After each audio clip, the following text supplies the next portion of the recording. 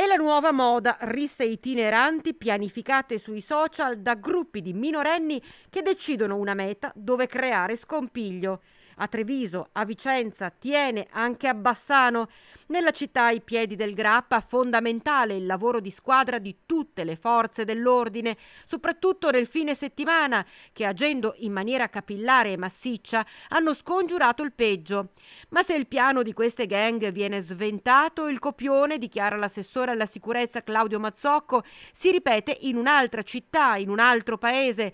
L'imperativo è mai abbassare la guardia. Sono persone giovani che si autocomunicano attraverso i social e si dirigono in qualche città per menarsi oppure per disturbare, per far casino, tutte quelle cose.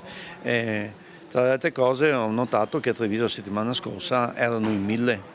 Qui a Bassano l'altro giorno era un centinaio, poco più. Alcuni arrivano da Vicenza, alcuni da Tiene, ma anche dai paesi limitrofi, Romano, Cassola, come abbiamo avuto modo di vedere la settimana scorsa, perché ne abbiamo portati alcuni al comando, identificati, e abbiamo fatto anche altro per capire come si muovono. Adesso abbiamo anche una persona incaricata che tiene d'occhio i social per vedere di queste autoconvocazioni e poter prevenire in maniera adeguata. Sì, perché a questo punto bisogna assolutamente sfoderare tutte le armi possibili. Guardi, qui su questo non c'è dubbio, noi faremo tutto il possibile perché se ne siano lontani.